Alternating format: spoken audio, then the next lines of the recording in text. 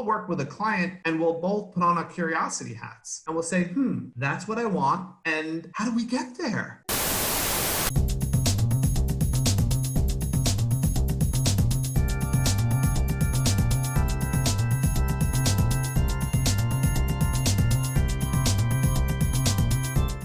First, thank you for joining me. Today, I have here Robert Paulson, who's an executive coach. And, we'll talk a little bit about what coaches do in just a moment. But, before we dive into our topic of jumpstarting your career and really narrowing it down into actionable steps, I would like to take a moment for you to introduce yourself to the audience. Tell us a little bit about you, and then we'll just dive right in. Absolutely. Good stuff. Great to be here with you, Gustavo. You said it best. I'm an executive coach. I'm over here in New York and on Long Island, and I'm very fortunate that I get to spend some time on the road, not recently, but I have clients in different states and here in New York, and I focus on leadership development, and I'm very grateful. Robert, so tell us a little bit about what's the role of a coach? What is it that a coach can do for an individual? I thought you were going to tell me, Gustavo. That's why I brought you. Yeah, good. I mean, we can take a look at a coach. Very simply, we goes back to the stagecoach times, when a coach would take a person, mail, luggage, or something from point A to point B. That's a stagecoach. That's where the term was first used. Oh. And it still has the same meaning, moving from A to B. And that's exactly what we do, as an executive coach and many other coaches, business coaches, leadership coaches, life coaches. What we do is focus on where we are and where we want to go. It's very simple. And everybody has their own different philosophies or techniques or different ways of working with others. But in its simplest form, it's moving from A to B. So obviously, not everybody can afford an executive coach or a coach of any kind. For many people, a coach may be a colleague, someone that they know, a family member.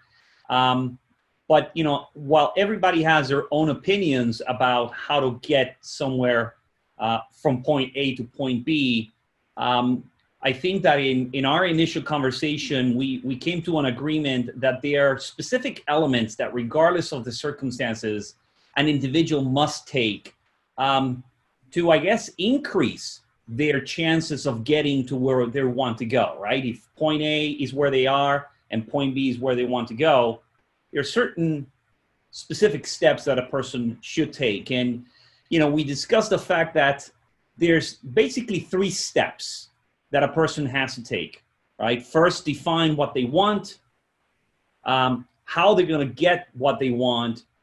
And then number 3, the time that it takes, the time that it requires to get from point A to point B. So knowing that, some of the people that are watching us perhaps cannot afford pay someone like you or any other coach. Let's dive into those 3 steps, shall we? Absolutely. I love it. Yes. So I want to move my career forward, right? I'm Joe Blow or Jane Doe. I want to move my career forward.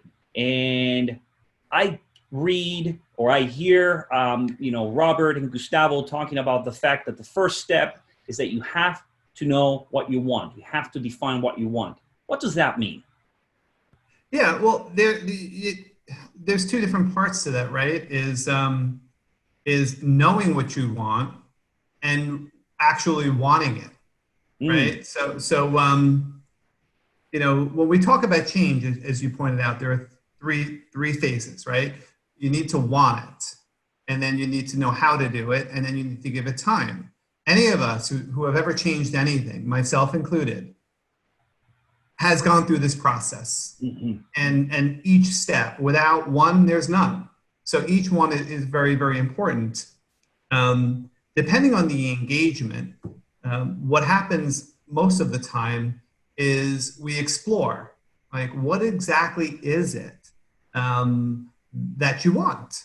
And it's amazing. Such a simple question to ask somebody. What do you want? Right? Yeah. Yeah. I mean, Most every time I ask the question, what do you want? The response I get sometimes is, how dare you ask me something like that, right? Yeah. What do you mean, what do I want? Yeah. Right? It's such a simple question, but when we're confronted with that question head on, most of us don't know, right? Like, I don't really know. I think I know. I want to be successful. I want to have money. I want to have a good job, right? Which does fall under that want. But what do you really want? Is the opening to a deeper conversation. So we start off with want, and then when you're able to identify what you want, there's the other part of want, right? Do you want that? Do you want to have that and make an effort for that? Yeah. So it's always, every time I ask the question, it's always interesting, the response you get.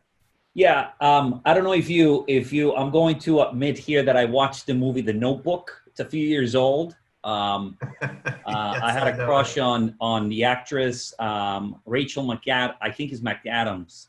And there's a scene where they're arguing and he's telling her, what do you want?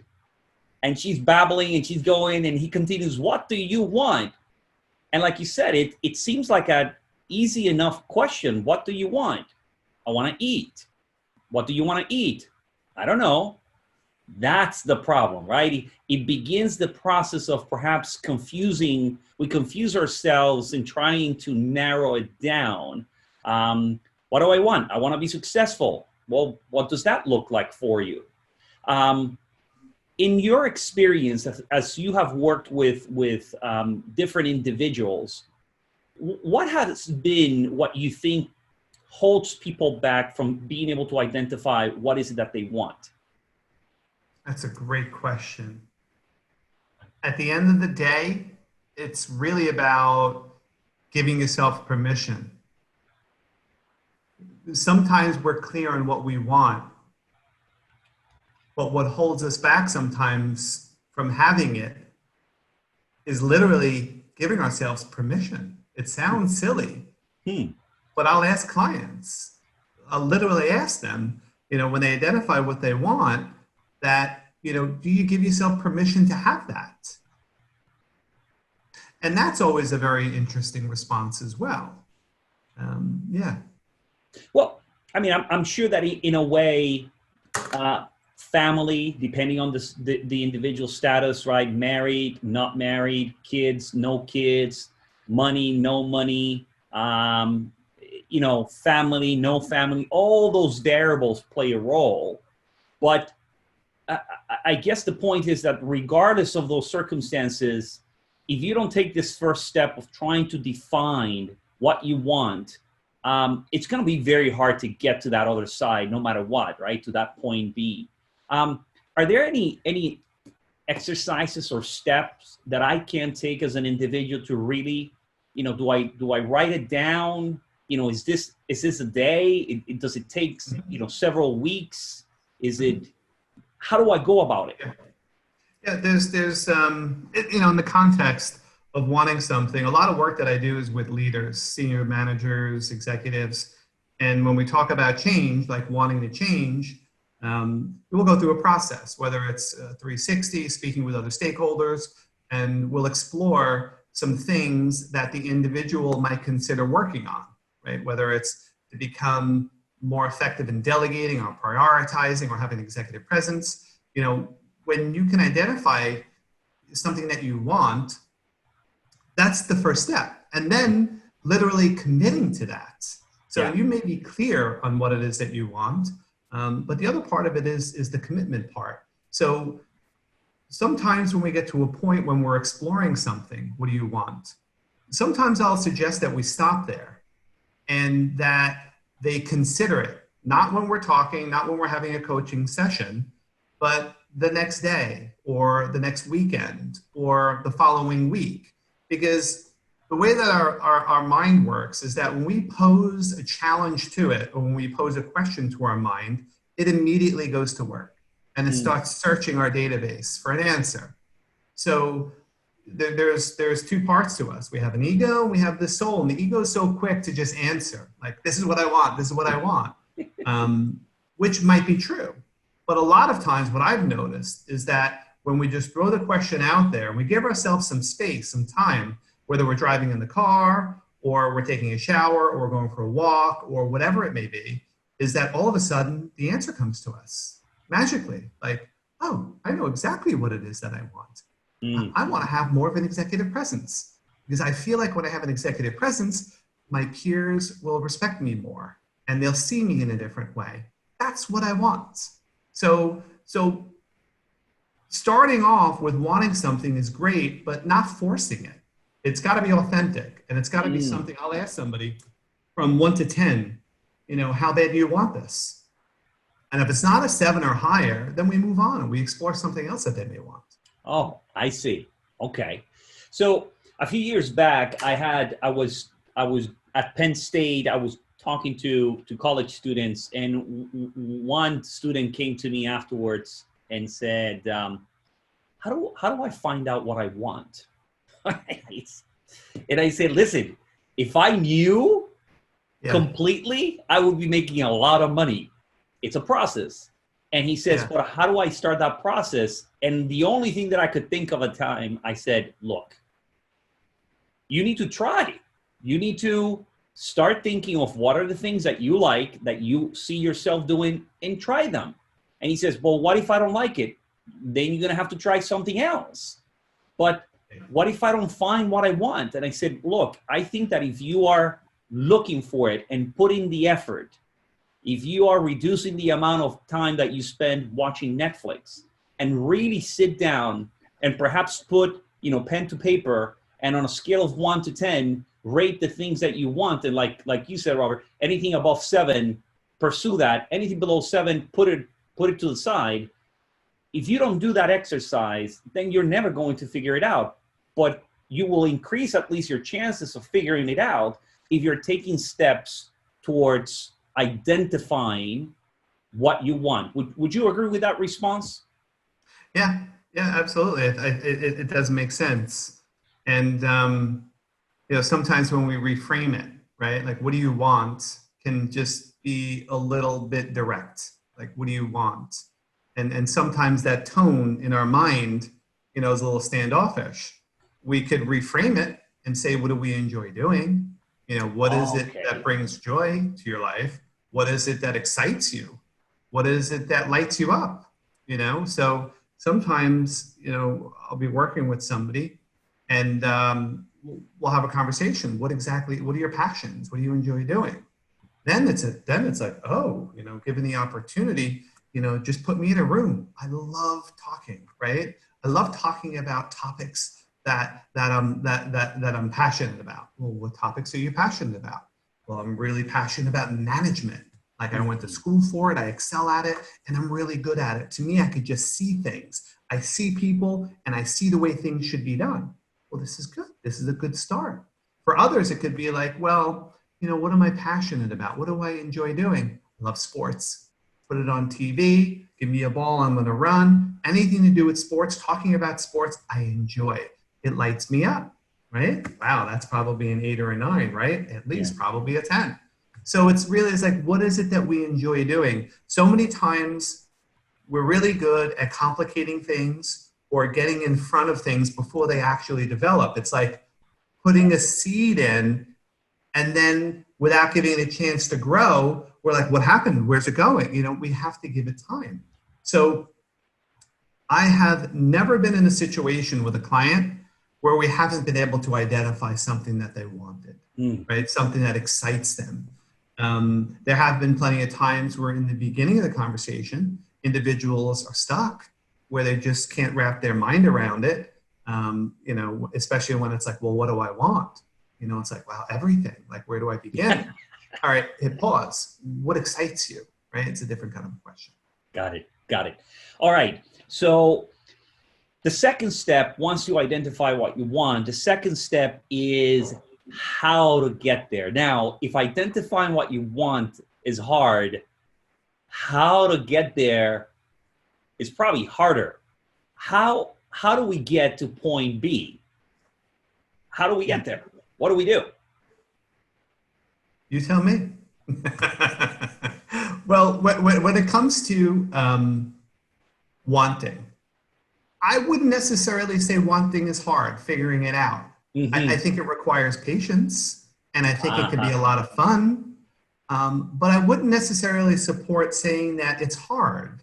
We may not be familiar with it. We may not do it often, but it's not difficult. If the question is said in the right way and the environment's safe and it's open and it's fun, it's likely it won't be difficult. Okay. Right? Okay. But what to do with that is sometimes our mind, well, what happens with this and then that, and it's like, well, that we're not there yet, right? We're just trying to identify what you're good at, what excites you, what lights you up. But yeah, you brought up a very interesting part. It's like how, right? And that's the part that gets in front of the want sometimes. It's like, well, what do you want? What excites you?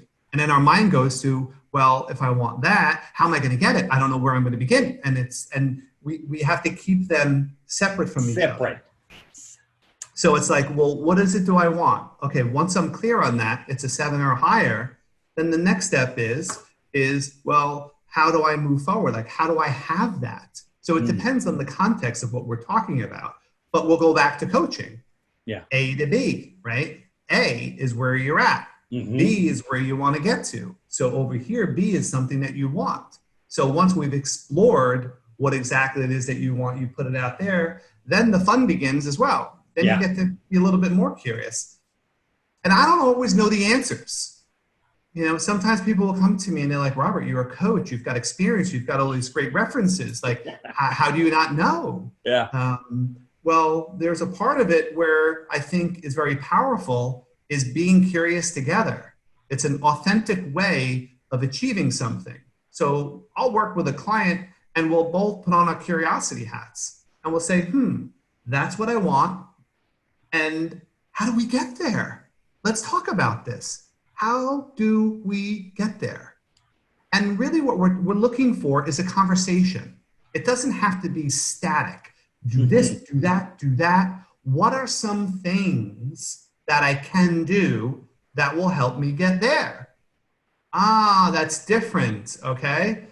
Versus our brain saying, how am I going to do it? How am I going to get that? You know, and it's a little bit, nerve-wracking sometimes. But it's like, if this is what I want, what are some possible ways of me getting there, right? And we go back to being curious. Like when we were 2 and 3 and 4 and 5, I mean, that's how we learn. We're curious. Everybody talks about being curious. Well, here's an opportunity to be curious. How do we get there? And there's no right or wrong answers, right? So we'll explore and we'll put down a few different ways of getting there. And then we'll look at each one. Is this possible? Can you do this? When you do this, is there something that will get in your way, right? And we'll walk through each one, and what we're looking for is the best one, the one that the client is willing to commit to, the one that the client can see that they can actually do, and even if something comes up, they could work through it to get to where they want to go. It's really simple. Well, I think that when you articulated, separating the want from the how, rather than combining it, because, depending on where you are mentally as an individual, it's before you are finishing the thought of what you want, you're already shutting the how because you believe I won't get there, or because it's too difficult. So it's almost, I like that fact that you say, look, separate the two. And it's almost like give yourself time to really work through the how, because it may not be first, it's not a one size fits all. So just because you did it this way doesn't mean that I'm going to do it that way. And, I always say that life, it's not a straight road, right? It's a road with curves, and you have to prepare for the curves. for some people, it comes across as if it's a straight road, but for most of us, there's the, okay, going out, going in, going out. And I think that if you separate those two mentally, you're giving yourself a break to figure out what the options are versus as you're defining that want, which I've done. I mean, as soon as I think about something that I want and I go, this lights me up. Oh no, but no, I can't do that. Because automatically the how plays in my mind a stronger role than the desire. And it's not that I don't have the desire, is that the mental game begins. Have you noticed that with some of the people that you work with, that the mental piece of how to get there, it's almost like they shut themselves down automatically? Absolutely. Absolutely. I'm guilty. I've done it myself. Yeah. I think we all do it to some extent. And with practice, we're able to get better at it. But I think we Yeah. all struggle with that part. Even at the highest level in boardrooms, right? There is this want to achieve something. And the million or billion dollar question is how? Like, Yeah. how are we going to achieve these results? How are we going to introduce a new product? How are we going to expand our product or service outside the United States? Like, when you're clear on what you want, it's the how. Yeah. And I think something that we could probably both agree on is that successful people, one of the strongest traits is flexibility, right? We must be flexible. I remember being, in my younger years, driving cross country. This is before we had, mobile, maps and all this technology. And as you're cruising on a road, driving 14 hours, 16 hours a day, looking at this map in foreign places, is sometimes you went down a path and you realize later, I'm in the wrong state. So what do? You go back and you try a different way. Like, Yeah. I'm clear, we're going from New York to California. We're in Wyoming somewhere and we shouldn't be here right now. You go back. And it's no different in life. So many times that we'll try to shoot something down without even exploring it first. So we have to be flexible. As long as the thing on the other end is something that we really, really want, that we would be willing to do most things to have it, right? So we have to want something a lot, and we also have to be flexible enough to know that this may not be the best way to get it or have it. But I'm willing to go down this road, see what happens, and pay attention and learn, and then back up and go another way. So we just have to be flexible. So, you were talking about how sometimes some of your clients look at you and say, basically, give me the answer, right? And I've noticed that, and I've done it also, when people come and ask for advice, particularly if you are a problem solver, like I like to solve problems, I immediately go into problem solving mode. And what I noticed over time, and I'm trying to get better at it, is I automatically reflect the how, right? How to solve that problem, how to get to point B. I automatically process it through my own biases, my own experiences, the way I see life.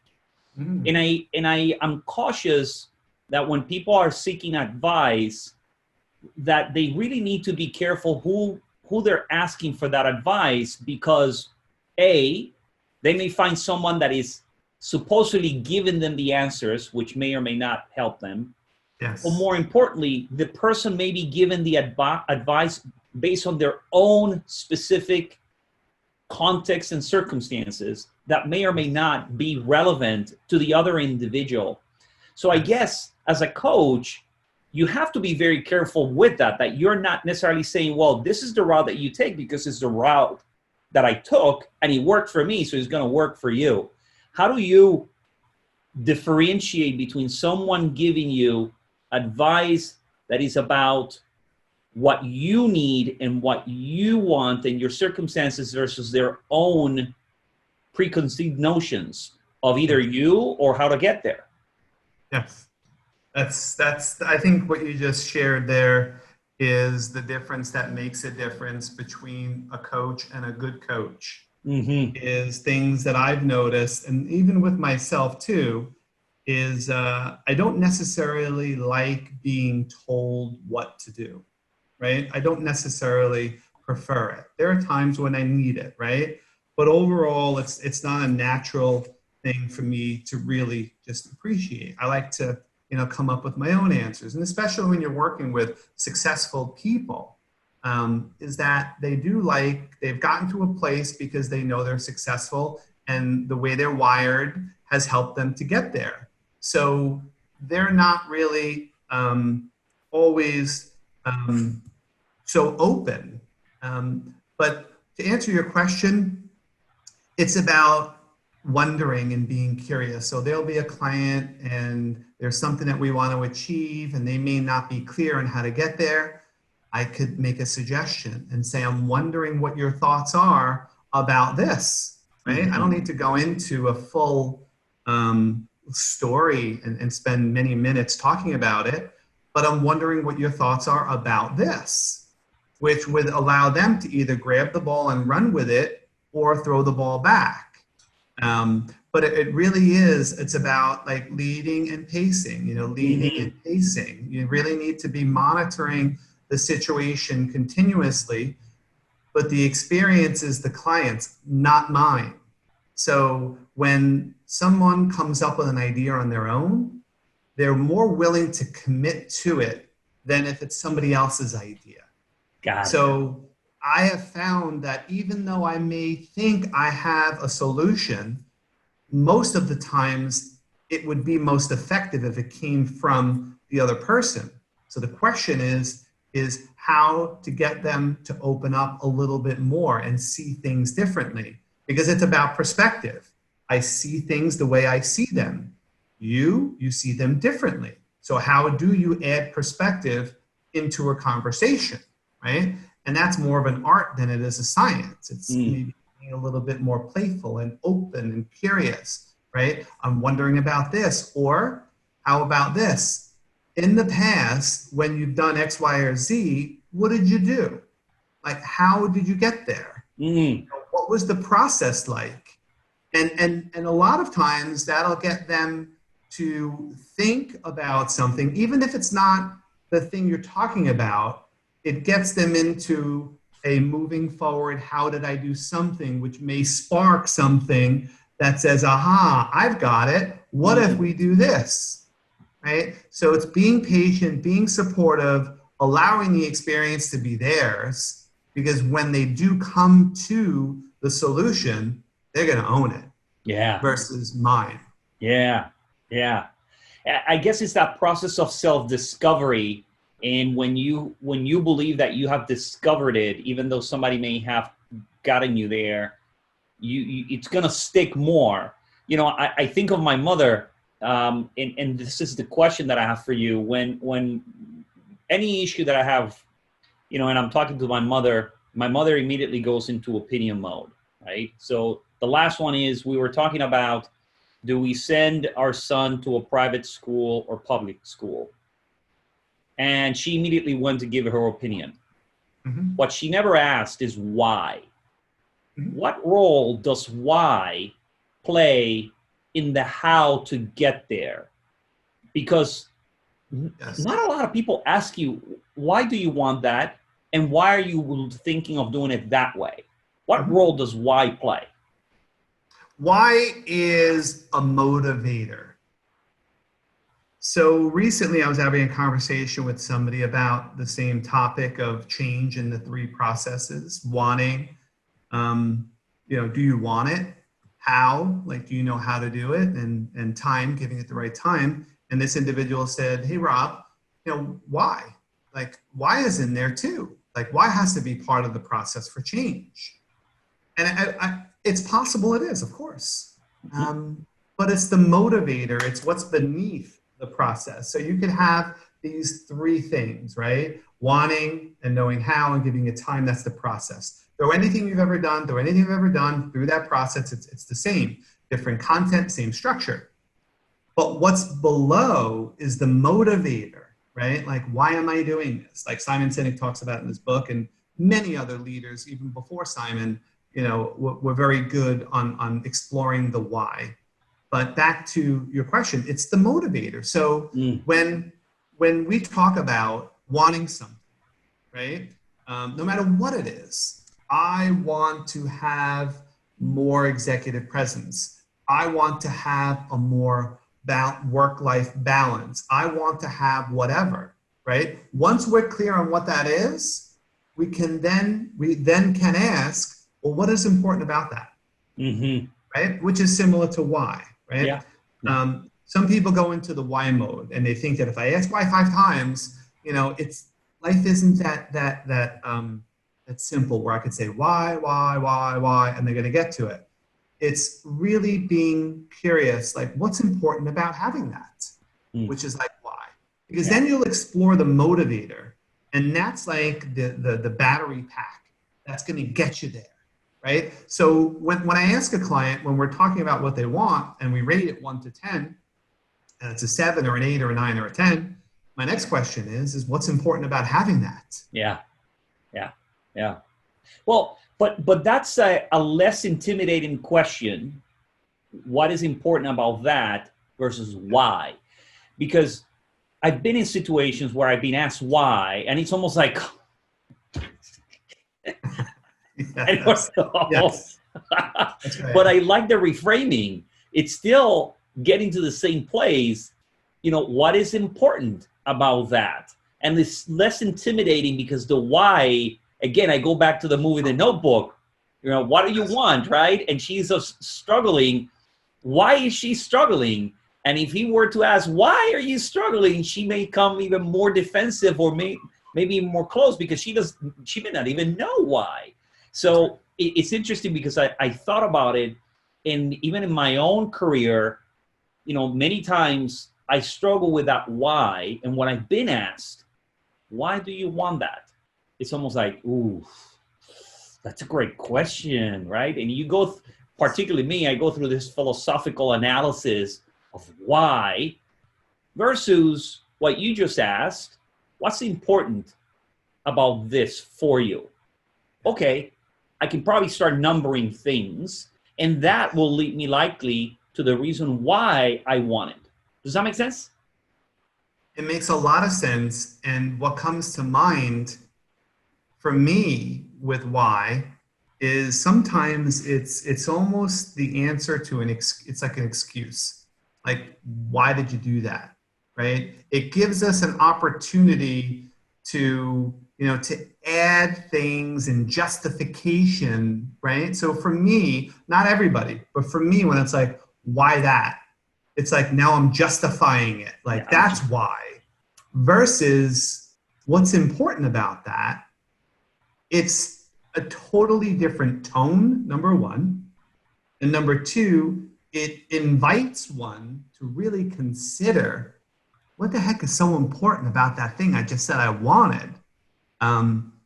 But for some reason, Gustavo, when I hear why, it's like an excuse, it's justification for what I just said. Let's go a little bit deeper, a little bit further, and a little more personable. And I think that's what you're going to find when you ask what is important about that. You know what? I'm going to start practicing it with my kids, because in typical fashion, when I ask them why, they go, I don't know. And as adults, we may not go, I don't know, because, we want to be a little bit more polite. But in our minds, we're going, I don't know. We just don't necessarily say it. But a teenager just goes, I don't know. So I'm going to reframe that question the next time I speak to them, because they know why. They may not necessarily be able to articulate it, but more importantly, the question of why is intimidating, particularly if it's something that was bad, right? All right, so we talked about want. What do you want? We talked about how do you get there? And in the middle, we inserted a little bit of this why, or what are the things that are important about what you want? Yes. Now you talk about time. And this is, again, these are all so relevant, so important. But time, what do you mean about time? What does that have to do with getting to point B? Yeah, Good. There is, there are these supposed suggested numbers, 21 days, 30 days to form a habit. It's allowing things time to work out. And that's funny, work out. It's like going to the gym, right? I could want to go to the gym because I will become fit and I'll look good. And what's important about that, right? If I'm single, if I'm married, maybe there's different reasons. What's important about that? Yep. So I could want it and I can get a plan on how to do it, set up a schedule. I could see myself doing it and I start doing it. But giving it time to work out is the biggest part. I'll see this, I'll hear through other friends who are coaches too. I'll see it myself where one is clear what they want and they know how to do it, but they're not seeing the results. I was clear on what I wanted and I know how to do it. It's just not happening. Forget it, right? This isn't working, right? Mm-hmm. You gotta give it time. You have to allow things to work out.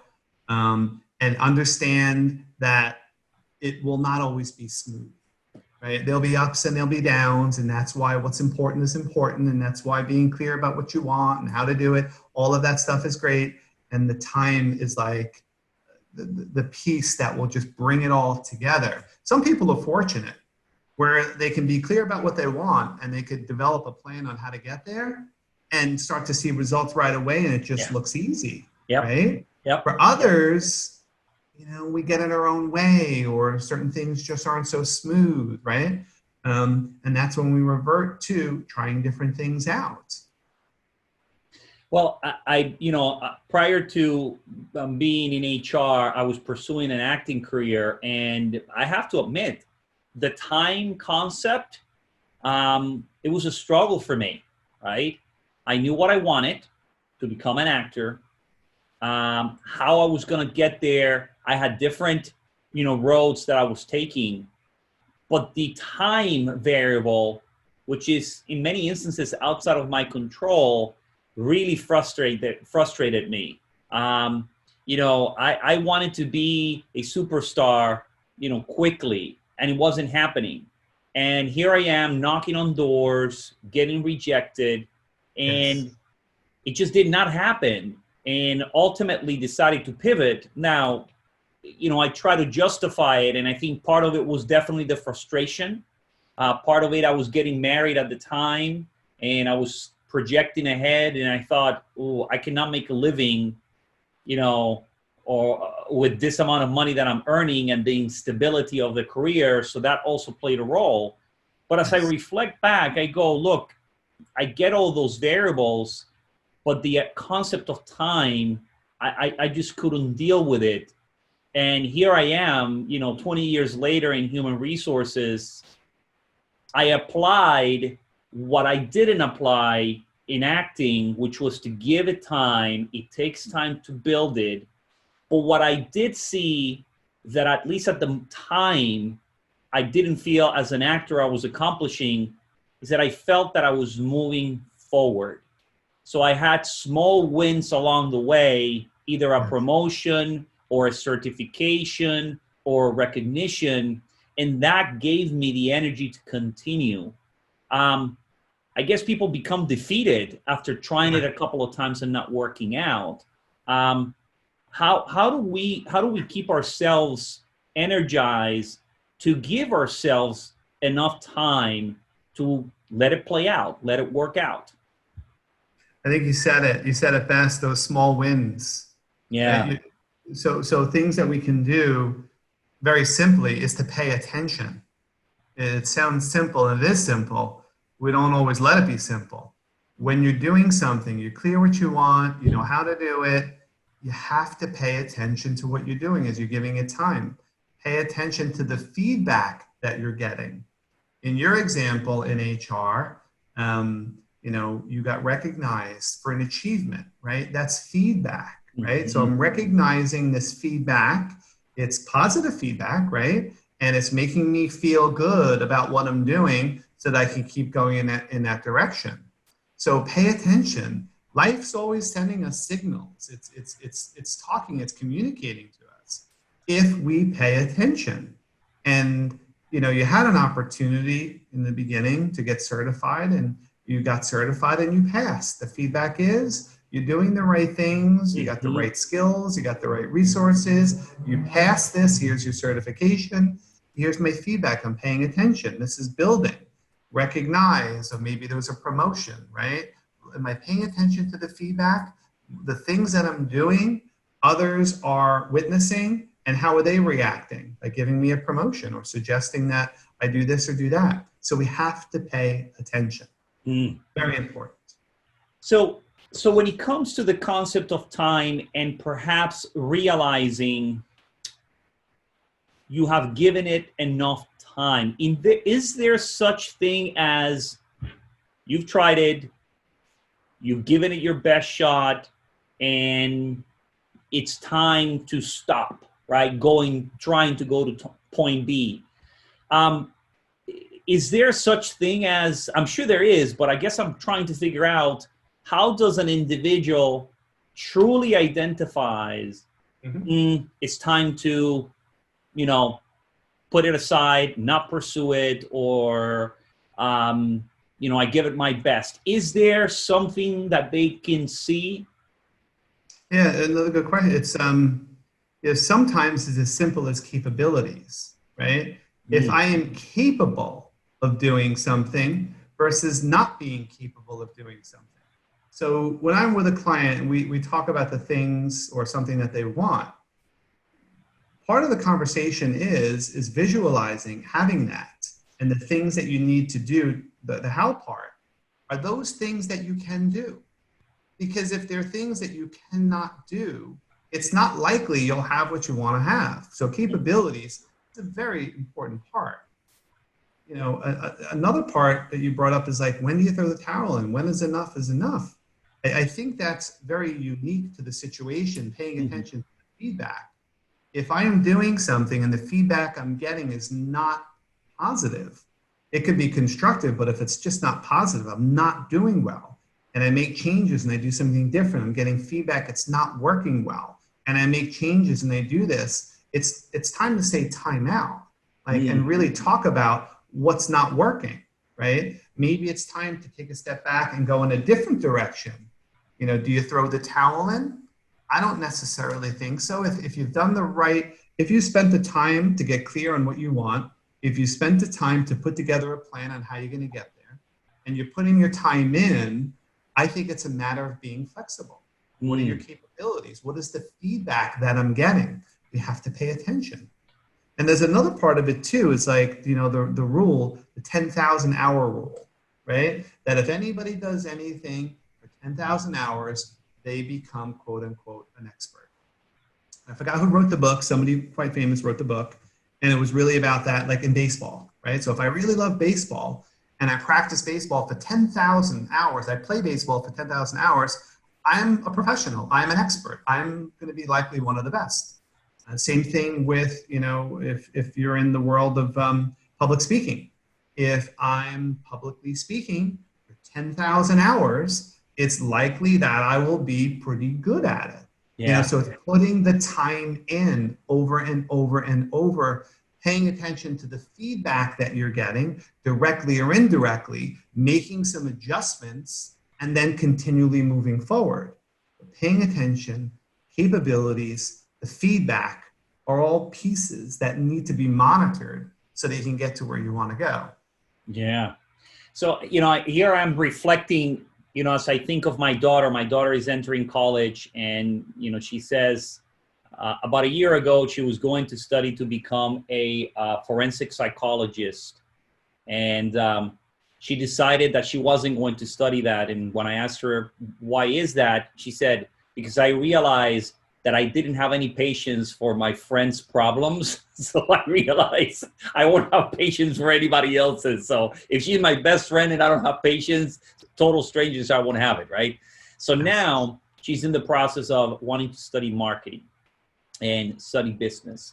And, as I try to coach her, right, and give yourself time, explore it, discover what might be possible, the whole concept of capabilities comes into play, because, you know, just because you want something doesn't mean that you can do it. So using your analogy about baseball, I love baseball. I played baseball.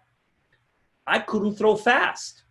But the challenge is there's a difference between not wanting to do something and not being able to do something. Yes. So we immediately go into mode of, oh, I can't do that. Like jumping out of a plane. I used to say, no, I can't do that. Over time, I realized, no, is that I don't want to do it. I know that I can do it if I wanted to. I just don't want to do it. I think the risk is too much, so forget it. But I started playing with that because I realized that my daughter was doing the same thing. Oh, I can never do that. And I said, hold on. Have you ever tried it? Have you ever thought about if you have the capacity and the ability? And she said, oh, no, I just don't want to do it. And I said, well, that's the difference. Yeah. You not wanting to do it has nothing to do with you not being able to do it. And I think that I'm hoping that some people start differentiating between the two, because at some point, you may not be able to be the department head.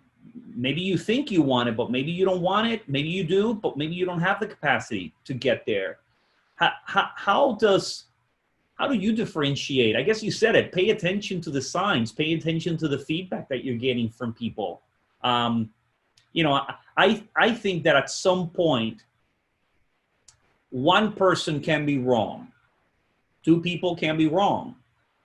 Many people can be wrong. But if over time, most people are telling you the same thing or kind of close, at what point do you say, you know what, I don't think I have the capabilities of doing this?